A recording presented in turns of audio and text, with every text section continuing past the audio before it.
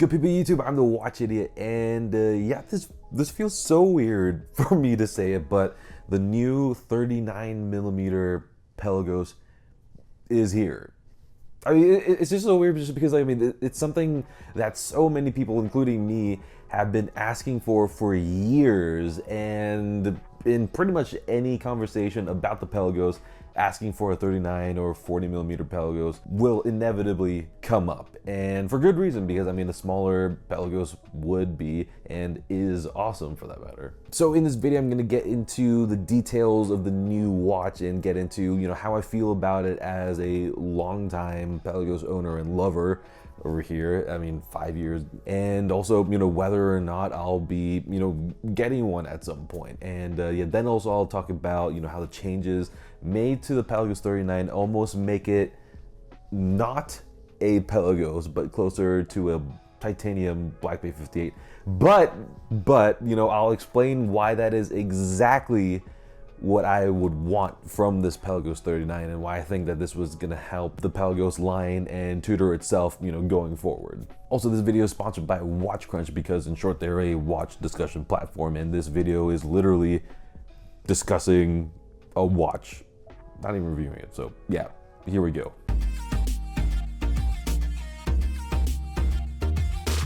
So let's get into the specs, and it's pretty much everything that we could have, you know, hoped and wanted. I mean, it's 39mm as the name would suggest, and it's 11.8mm thick. And then I'm gonna assume that it's got a 20mm lug width, and it's also got 200 meters water resistance, which is more than enough for 99% of human beings on this here planet Earth. That also means no helium escape valve, which is an entirely useless feature anyway, so it doesn't make a difference to me whether it's, you know, here or not. Oh, and no date window over here, which is going to be a great thing for a lot of you guys who aren't fans of date windows. You know, for me, you know, I'm neither here nor there. Okay, so now for the bracelet, and a slight detail that really stuck out to me is that, you know, obviously it's nicely tapered the way it would be 40mm taper, 20 to 60 millimeters, but the proportion of the links are different. On my Pelagos, the mid link is much wider, and that gives the bracelet a wider look compared to a regular oyster style bracelet. The new Pelagos 39 has narrower mid links, which means that this is going to help the watch wear even better visually, and I'm just so excited for that. And we've got an improved version of the T-Fit clasp, which has even more extension as far as I can tell, and it's got a Pelagos diver extension, and it's that flat looking piece there under the clasp.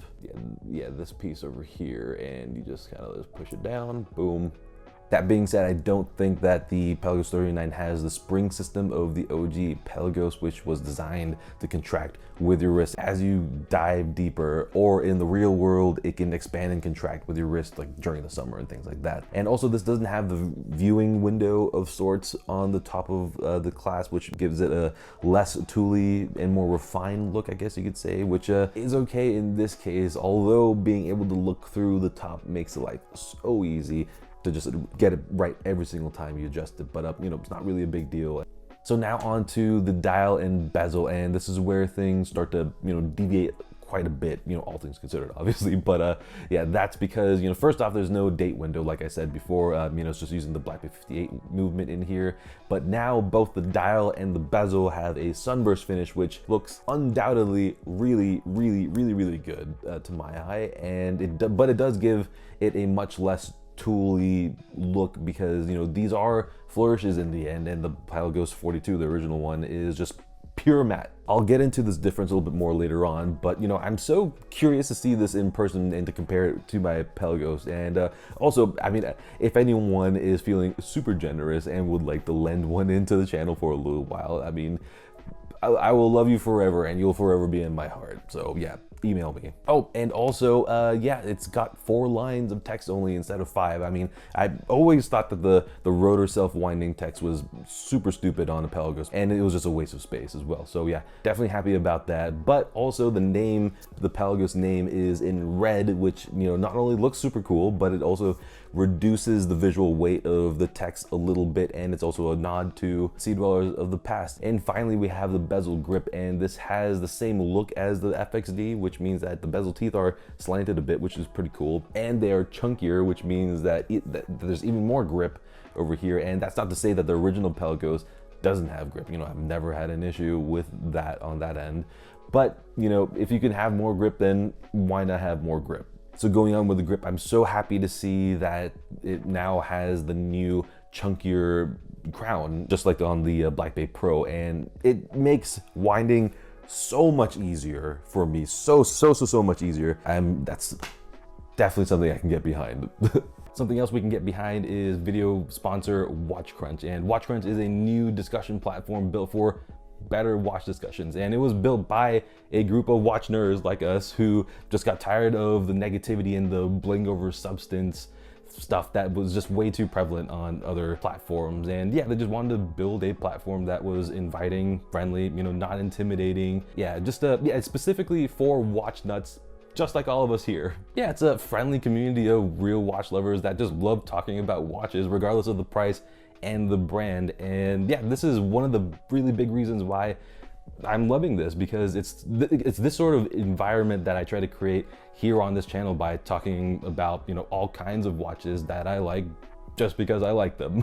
But of course, YouTube is YouTube. So yeah, I mean, I didn't realize how much I wanted something like WatchCrunch until I found them. So yeah, now I'm really happy that they exist. Oh, and also the overall user experience on WatchCrunch is super intuitive and sleek, and also just being engaging and fun, which is great. And yeah, they also have a dedicated team working and just constantly pushing out new features just to make the experience that much better. So yeah, come and follow me on WatchCrunch and check the site out for yourself. And there's a link in the pinned comment and also in the description to a thread that I started about this topic. So yeah, go ahead and check out the discussion, and hope to see you there.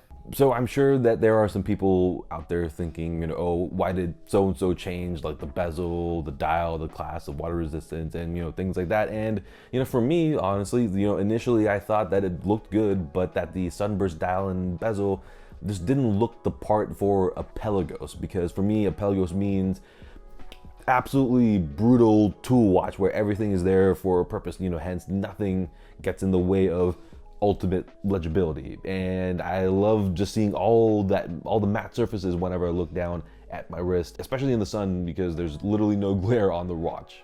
But, you know, I am all for the sunburst dial and the bezel just because it suits the slightly less tooly vibe of the Pelagos 39, which, you know, in general just has a different objective. This Pelagos 39 is supposed to be a smaller and effectively more wearable version of like the ultimate dive watch, kind of like a titanium Black Bay 58 Pro or something like that. Yeah, I mean, I am all for, you know, this achieving those objectives. Obviously, it's still a tool watch.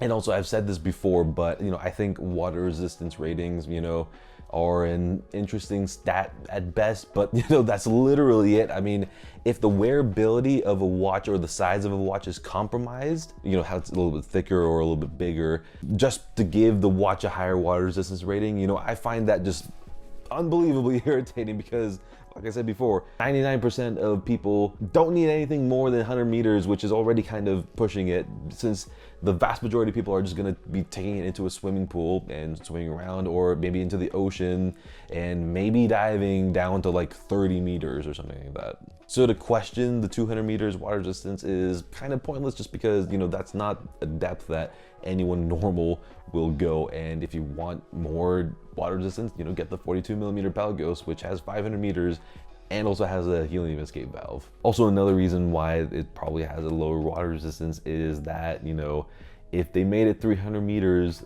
water resistant, you know, that would, you know, God forbid, that would go toe to toe with the Submariner, which is a no-no. Also, in the end, Tudor is a business and they need to make money in order to bring us new watches that we love to talk about and love to wear. So yeah, it makes sense why they don't want to give everything away to the less intense Pelagos 39. You know, they want to give more people a reason to buy the Pelagos 42 other than it just being a different size. And that thought process goes the other way too. I mean, they have to give current Pelagos owners like myself a reason to buy the smaller one, you know, because the main reason why I would even get one is because they made it different enough so as to not render my absolutely beloved Pelagos over here completely obsolete. So because it has a more refined look with a really nice sunburst finish, you know, I'm thinking that it could coexist with my Pelagos. But if it was literally just the exact same thing, but just like a little bit smaller at 39 millimeters, I wouldn't have even thought twice about buying it.